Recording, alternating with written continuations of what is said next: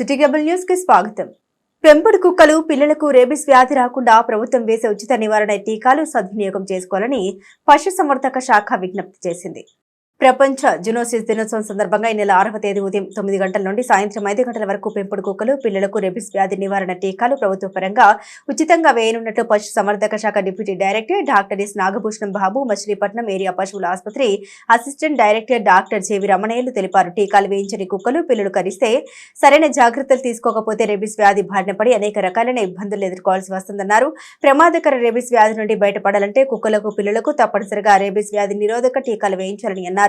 ఈ కార్యక్రమంలో టీడీపీ నాయకులు పివి ఫణికుమార్, గంజాల రవికుమార్, కొనికల భాను, అఖిలేని విజయ్ కుమార్ తదితరులు పాల్గొన్నారు. మచిలీపట్నం రేపు అనగా 6వ తారీఖున 45వ డివిజన్లో ఉన్న పశువుల ఆసుపత్రి మచిలీపట్నం ఏరియా పశు వైద్యశాలలో అన్ని కుక్కలకు రేబిస్ వ్యాధి నిరోధక టీకాలు నిర్వహించబడతాయి. ఈ అవకాశాన్ని ప్రజలందరూ కూడాను సద్వినియోగం చేసుకోవాలని కోరుతున్నాను. దీని యొక్క ముఖ్య ఉద్దేశం ఏంటంటే ఈ రేబిస్ బారిన పడి కుక్కలు చనిపోవడమే కాకుండా ఆ రేబిస్ వ్యాధి సోకిన కుక్కలు కూడాను మనుషులను కలిసి ఇతర జంతువులు కలిసి వాటి మూలంగా అవి కూడాను మృత్యువాత పడుతున్నాయి. మనం ఈ మధ్య పేపర్లో కూడా చూసాము. రేబిస్ వ్యాధిగ్రస్తమైన కుక్క ఇంట్లో పెంపుడు కుక్క పెంపుడు కుక్క నుంచి ఆ వ్యాధి సోకడం వలన ఇంట్లో తండ్రి కొడుకులు ఇద్దరు మరణించి ఉన్నారు. కనుక ఈ వ్యాధి మీద పూర్తిగా అవగాహన కలిగి ఉండాలి. అలానే పెంపుడు కుక్కల దారులందరూ కూడాను పెంచే పెట్ ఓనర్స్ అందరూ కూడాను కంపల్సరీగా ఈ వ్యాధి నిరోధక టీకాలు రేపు జూనోసిస్ డే సందర్భంగా తలపెట్టిన ఈ వ్యాధి నిరోధక టీకాలు ఖచ్చితంగా తమ యొక్క కుక్కలకు. మరి ప్రపంచ జూనోసిస్ దినోత్సవం అంటే జూలై 6న ప్రతి సంవత్సరము ప్రపంచవ్యాప్తంగా దీన్ని జరుపుకుంటారు. మరి ఆ రోజున జనరల్గా ఏంటంటే మరి జూనోసిస్ డే అంటే జంతు సంక్షేమ దినము. అంటే జూనోటిక్ వ్యాధులు అంటే జంతువుల నుండి మనుషులకి వ్యాధులు రాకుండా అవగాహన కల్పించడం చేస్తారు. అట్లాగే ఇక్కడ కూడా మనం మరి మన మచిలీపట్నంలో ఉన్నటువంటి పెంపుడు జంతువుల యజమానులందరికీ కూడా అవగాహన కల్పించబడుతుంది. మరి ముఖ్యంగా అట్లాగే ఈ బందరు చుట్టుపక్కల ఉన్నటువంటి సమీప గ్రామాల ప్రజలు కూడా మరి వాళ్ళు పెంచుకుంటున్నటువంటి పెంపుడు కుక్కలు అట్లాగే పెంపుడు పిల్లులు ఇటువంటి మరి హాస్పిటల్కి తీసుకొచ్చినట్లయితే రేపు ఉచితంగా యాంటీ రేబిస్ వ్యాక్సినేషన్ అంటే రేబిస్ వ్యాధి రాకుండా నివారణ టీకాలు చేయడం జరుగుతుంది. మరి ఈ అవకాశాన్ని కుక్క కరిచి ఎన్ని ఇబ్బందులు పడుతున్నారో, అలాగే పిల్లులు కరిచినా కూడా టీకాలు వేయించకపోతే ఎన్ని ఇబ్బందులు పడుతున్నారో అవన్నీ కూడా మనం చూస్తున్నాం. ఇవాళ మరి ఆ ఇబ్బందులు పడకుండా ఉండాలని చెప్పి మనం అందరం కూడా మరి ప్రపంచ జూనోసిస్ దినోత్సవం సందర్భంగా మరి మా మాజీ మంత్రివర్యులు శ్రీ కొల్లు రవీంద్ర గారు కానీ బాలశౌరి గారు ఎంపీ గారిని కానీ అడగంగానే మరి ఉచిత టీకాలు వేయాలి పశువుల హాస్పిటల్లో అని మరి వారిద్దరూ కూడా రవీంద్ర గారు బాలశౌరి గారు సూచించిన మేరకు రేపొద్దున పెంపుడు కుక్కలు పెంపుడు పిల్లులకు ఉచితంగా మరి deputy director doctor S Nagabhushana Babu గారు, మచిలీపట్నం పశువుల ఆసుపత్రి అసిస్టెంట్ డైరెక్టర్ జేవి రమణయ్య గారుల ఆధ్వర్యంలో మరి ఉదయం 9 గంటల నుంచి 5 గంటల వరకు మచిలీపట్నం 45వ డివిజన్లోని పశువుల హాస్పిటల్లో టీకాలు వేయడం జరుగుతుంది. ఉచితంగా టీకాలు వేయడం జరుగుతుంది. కాబట్టి మరి అందరూ కూడా వచ్చి ఈ అవకాశాన్ని సద్వినియోగం చేసుకుని మరి కుక్కలు పిల్లుల ఆరోగ్యాన్ని కాపాడవలసిన బాధ్యత, పెంపుడు కుక్కలు పిల్లులు ఆరోగ్యాన్ని కాపాడవలసిన బాధ్యత కూడా మన అందరిపై ఉంది. కాబట్టి మనం పెంచుకుంటున్నాం. అవి ఆరోగ్యంగా ఉంటేనే మనం కూడా మరి ఇంట్లో మనకు కూడా ఆరోగ్యం ఉంటుంది. కాబట్టి ప్రతి ఒక్కరూ ఈ అవకాశాన్ని మన డాక్టర్లు చెప్పినట్టు ఇద్దరు కూడా. ఈ నెల 7వ తేదీన మచిలీపట్నం టీడీపీ కార్యాలయంలో నిర్వహించే ప్రజా దర్బార్ ప్రజలు సద్వినియోగం చేసుకోవాలని టీడీపీ నాయకులు కోరారు.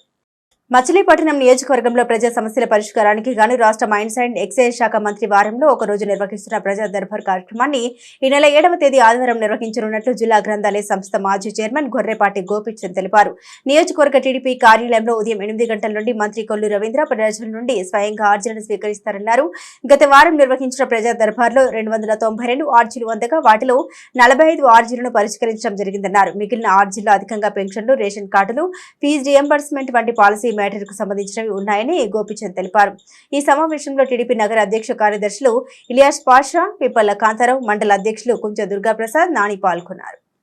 7/7/24 బృందావన్ టాకీస్ పక్కన ఉన్నటువంటి తెలుగుదేశం పార్టీ కార్యాలయంలో ఆదివారం ఉదయం 8:30 జరుగుతుంది. విజ్ఞప్తులు ఇవ్వాల్సిన వాళ్ళు కొల్లు రవీంద్ర గారి పేరిట దరఖాస్తును స్పష్టంగా తమ ఇబ్బందులు ఏంటి, వేటిని తొలగించాలి అనే దాని మీద స్పష్టంగా రాసుకొని టోకెన్ నెంబర్లు ఇస్తారు. దాని ప్రకారం ఆయనతో కలిసి 4-5 గంటల పాటు మీ సమస్యలన్నీ విని వాటిని పరిష్కార దిశగా చేస్తారు. ప్రజా దర్బారు 1లో 292 విజ్ఞప్తులు వచ్చినాయి. వాటిలో 45 లోకల్గా అధికారులతో ఎలక్ట్రిసిటీ కానివ్వండి, మున్సిపాలిటీ కానివ్వండి, ఎంఆర్ హౌస్ దగ్గర చిన్న కూడా కార్యాలయమే పరిష్కారం చేసింది. సుమారు 137 పెండెన్సీ ఉంది. ఈ 137 ఏంటంటే అనేక చోట్ల అనేక మంది ఉద్యోగాలు కావాలని ఇటువంటి విజ్ఞప్తులు చేశారు. అదేవిధంగా మంత్రివర్యులు కొల్లు రవీంద్ర గారు 2వ విడత ప్రజా దర్బార్ కార్యక్రమాన్ని నిర్వహిస్తారు. నియోజకవర్గంలో ఉన్న ప్రజలందరూ కూడా వాళ్ళకి సంబంధించిన సమస్యల గురించి మంత్రివర్యులకి అర్జీ రూపంలో వాళ్ళ సమస్యల్ని తీసుకుని వస్తే వాటి పరిష్కార దిశగా పార్టీ కార్యాలయంలో చర్యలు తీసుకోవడం జరుగుతుంది. ఇంతకుముందు మొదటి విడత జరిగిన ప్రజా దర్బార్ కార్యక్రమంలో కూడా వచ్చిన సమస్యల మీద పరిష్కారానికి ఏం చేయాలనే చర్యలు కూడా గోపీచంద్ గారి ఆధ్వర్యంలో పార్టీ కార్యాలయం నుంచి అన్ని చర్యలు కూడా తీసుకుంటున్నారు. కాబట్టి ప్రజలందరూ కూడా మీకు రేషన్ కార్డుల సమస్యలైనా, నిజంగా అర్హులైన వారు కొత్తగా పెన్షన్లు పెట్టుకోవడానికైనా, మీ ఏరియాలో ఉన్న పారిశుద్ధ్య సమస్యల మీదైనా, రైతులు ముఖ్యంగా చాలామంది ఇన్పుట్ సబ్సిడీ రాక ఇబ్బంది పడే రైతులు కానీ సమస్యలు ఏదైనా సరే ఇక్కడ కార్యాలయంలో మొదటి విడత ప్రజా దర్బార్ కార్యక్రమం ఫుల్ సక్సెస్ అయింది. అలాగే 2వ విడత రేపు ఆదివారం 7/7/2024 మరి ఏర్పాటు చేయడం జరిగింది. నియోజకవర్గంలో ఉన్న ప్రజలందరూ కూడా ఈ అవకాశాన్ని సద్వినియోగపరచుకోవాలని చెప్పి కోరుకుంటూ, మరి ముఖ్యంగా కొల్లు రవీంద్ర గారు ప్రజా సమస్యల మీద గతంలో మీకు ఎన్నికలలో ఇచ్చిన హామీ మేరకు సాధ్యమైనంత వరకు అన్నీ కూడా సాల్వ్ చేయడానికి సానుకూలంగా ఉన్నారు. మరి ఇప్పుడు రేషన్ కార్డులే కానీ, అలాగే మన పెన్షన్లే కానీ రాష్ట్ర పాలసీ కాబట్టి అది రావటంతోనే ఆ ఏర్పాట్లు కూడా చేస్తారని చెప్పి, అలాగే గోపీచంద్ గారు చెప్పినట్టు చిన్న చిన్న సౌకర్యాల మటుకు మా కార్యాలయం ద్వారా అన్నీ కూడా సక్రమంగా పనులు అయ్యేటట్టు చేస్తున్నారు.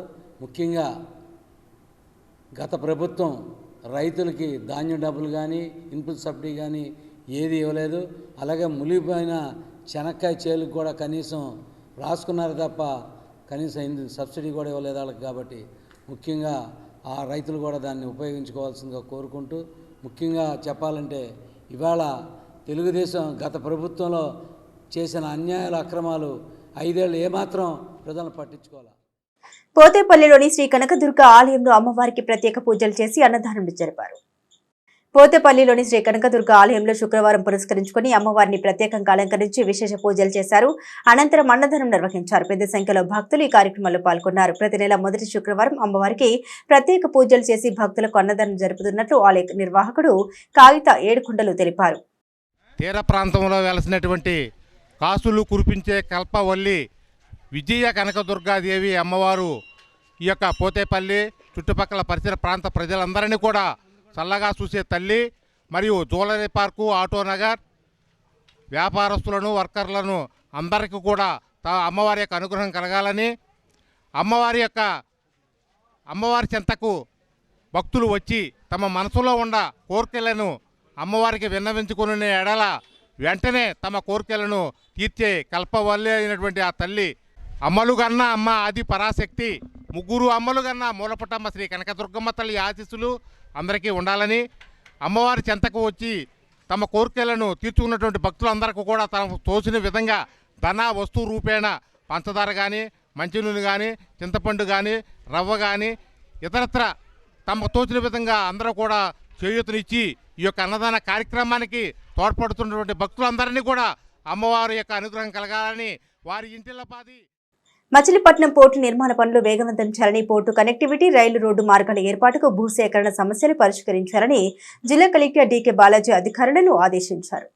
కలెక్టరేట్లో జిల్లా కలెక్టర్ పోర్టు రెవెన్యూ అధికారులతో సమావేశం నిర్వహించి మచిలీపట్నం పోర్టు నిర్మాణ పనులు, పోర్టు కనెక్టివిటీ, రోడ్డు, రైలు మార్గాల ఏర్పాటుకు భూసేకరణ సమస్యలపై సమీక్షించారు. ఈ సమావేశంలో కలెక్టర్ పోర్టు నిర్మాణ పనుల పురోగతిపై ఆరా తీశారు. పనులు వేగవంతం గావించాలన్నారు. ముఖ్యంగా పోర్టు కనెక్టివిటీ, రైలు రోడ్డు మార్గాల నిర్మాణానికి అవసరమైన భూసేకరణలో సమస్యలు పరిష్కరించేందుకు తీసుకోవాల్సిన చర్యలపై సమావేశంలో సమగ్రంగా చర్చించారు. తదుపరి ఎలాంటి లీగల్ సమస్యలు రాకుండా ప్రాథమిక నోటిఫికేషన్ జారీ చేయాలని రెవెన్యూ అధికారులకు కలెక్టర్ సూచించారు. ఈ సమావేశం joint collector Geethanjali Sharma, RDO M Vani, maritime board special deputy collector Venkatrao, marine division DEE M Sivaiah, AE Ramakrishna, tahsildar Venkateswararao తదితరులు పాల్గొన్నారు. హరిత ఫౌండేషన్ ఆధ్వర్యంలో 22వ డివిజన్ ఎస్టీ కాలనీలో టీడీపీ నాయకులు అన్నదానం నిర్వహించారు. హరిత ఫౌండేషన్ ఆధ్వర్యంలో 22వ డివిజన్ ఎస్టీ కాలనీలో టీడీపీ నాయకులు అన్నదానం నిర్వహించారు. మచిలీపట్నం మున్సిపల్ మాజీ చైర్మన్ మరియు టీడీపీ నాయకుడు మోటమరి బాబా ప్రసాద్ కుమార్తె హరిత జయంతి పురస్కరించుకుని ఆమె స్మారకార్థం ఏర్పాటు చేసిన హరిత ఫౌండేషన్ ఆధ్వర్యంలో 22వ డివిజన్లోని ఎస్టీ కాలనీలో అన్నదానం చేశారు. ఈ కార్యక్రమంలో మోటమరి బాబా ప్రసాద్, కార్పొరేటర్ అన్నం ఆనంద్, మాదిరెడ్డి శ్రీను, అజీం తదితరులు పాల్గొన్నారు. హరిత గారి పుట్టినరోజు సందర్భంగా యానాది కాలనీలో అందరికీ భోజనాల కార్యక్రమం ఏర్పాటు చేయడం జరిగింది. హరితమ్మ గారు చనిపోవటం మాకందరికీ చాలా బాధాకరం. తక్కువ వయసులోనే ఆమె చనిపోవటం అన్నది చాలా బాధాకరమైనటువంటి విషయం. అయినప్పటికీ ఆమె పేరు మీద హరిత ఫౌండేషన్ ఏర్పాటు చేసి పలు సేవా కార్యక్రమాలు మా చైర్మన్ గారి ద్వారా అన్నీ చేస్తున్నాం. హరితమ్మ గారి ఆత్మకు శాంతి కలగాలని మోటమర్రి బాబా గారి పుత్రిక స్వర్గీయ అనిత పుట్టినరోజు సందర్భంగా ఈరోజు ఇక్కడ పేద ప్రజలకి అన్నదానం చేయటం చాలా ఆనందకరమైన విషయం. అలాగే ఆయన ఆ పాప పేరిట ఎన్నో సేవా కార్యక్రమాలు చేస్తూ అందరూ మచిలీపట్నంలోనే మంచిగా ఆ పేరు మీద ఒక ట్రస్ట్ ఏర్పాటు చేసి ఆయన చేతనేంత వరకు అలాగే అందరి సహకారాలతో ఆయన చేస్తాం ఆనందం విషయం. ఆమె ఎక్కడున్నా సుఖశాంతులతో ఉండాలని మనస్ఫూర్తిగా. హరిత పుట్టినరోజు సందర్భంగా ఆవిడ జ్ఞాపకార్థం మరి ఆవిడ అకాల మరణం చెందడం అందరికీ తెలుసు. ఆవిడ జ్ఞాపకార్థం ఈరోజు యానాదుల కాలనీలో దేవుని తోటలో మరి వాళ్ళ పిల్లలందరికీ కూడా అట్లాగే పెద్దలకు కూడా మరి వెజిటేబుల్ బిర్యానీ, కుర్మా, పెరుగు చట్నీ కూడా ఏర్పాటు చేసి వాళ్ళందరికీ కూడా ఏర్పాటు చేసడం జరిగింది. మరి ఆ రోజు అనుకోకుండా అకాల మరణం చెందినా కూడా ఆ పాప జ్ఞాపకార్థం, హరిత జ్ఞాపకార్థం పలు సేవా కార్యక్రమాలు కూడా మేము చేస్తడం జరుగుతుంది. వేసవకాలంలో మొక్కల పంపిణీ కార్యక్రమం, అట్లాగే మరి మున్సిపల్ హై స్కూల్స్లో మరి హై స్కూల్ ప్లస్ విద్యార్థులకు హాస్టల్ సౌకర్యం ఏర్పాటుకు కృషి చేస్తామని అవనిగడ్డ ఎమ్మెల్యే మండలి బుద్ధప్రసాద్ తెలిపారు. మోపిదేవి జిల్లా పరిషత్ హైస్కూల్లోని విద్యార్థులకు స్టూడెంట్స్ కిట్స్ ను విద్యార్థులకు అవనిగడ్డ ఎమ్మెల్యే మండలి బుద్ధప్రసాద్ పంపిణీ చేశారు. ఈ సందర్భంగా ఆయన మాట్లాడారు. హైస్కూల్ ప్లస్ విద్యార్థులకు హాస్టల్ సౌకర్యం కల్పిస్తే సత్ఫలితాలు వస్తాయని, ఈ అంశంపై ఇటీవల నియోజకవర్గ సమీక్షలో జిల్లా కలెక్టర్ తో చర్చించినట్టు తెలిపారు. రాష్ట్ర వ్యాప్తంగా ఉన్న హైస్కూల్ ప్లస్ విద్యార్థులకు ప్రయోజనం కలిగించే ఈ అంశాన్ని రాష్ట్ర విద్యాశాఖ మంత్రి నారా లోకేష్ దృష్టికి తీసుకెళ్లి పరిష్కారం చూపుతామన్నారు. ప్రభుత్వం అందిస్తున్న నాణ్యమైన ఉచిత విద్యతో ఉత్తమ ఫలితాలు సాధిస్తున్న విద్యార్థుల్ని అభినందించారు. విద్యార్థులు మంచి స్థాయికి చేరుకోవాలని బుద్ధప్రసాద్ ఆకాంక్షించారు.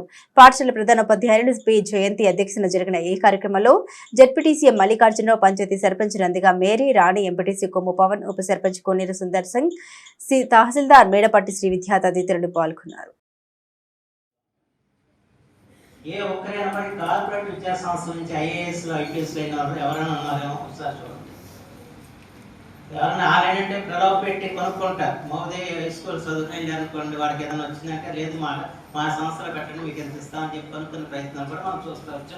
దాన్ని తిరస్కరిస్తున్న విషయాలు కూడా మనం చూసుకోవచ్చు. ఎందుకంటే మీకున్న పరిజ్ఞానం వాళ్ళకు ఉండదు.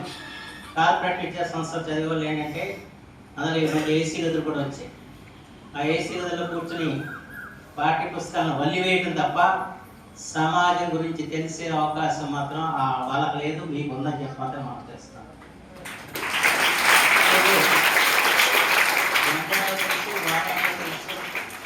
ప్రకృతిని మీరు బాగా అధ్యయనం చేస్తారు. ఎక్కడ నుండి సమాజంలో ఉన్న తారతమ్యాలు తెలుస్తాయి.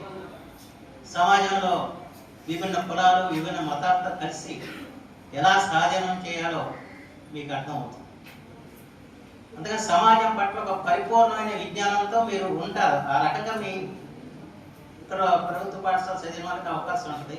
కానీ వాళ్ళ నూతిలో కప్పల్లాగా ఉంటారు. వాళ్ళు ఎంతసేపు పాఠ్య గ్రంథాలు ఏముంటుంది, ఏదో పాఠం చదివేసి మార్పులు తీస్తే ప్రధానం కాదు కదా. సిటీ కేబుల్ న్యూస్ సమాప్తం.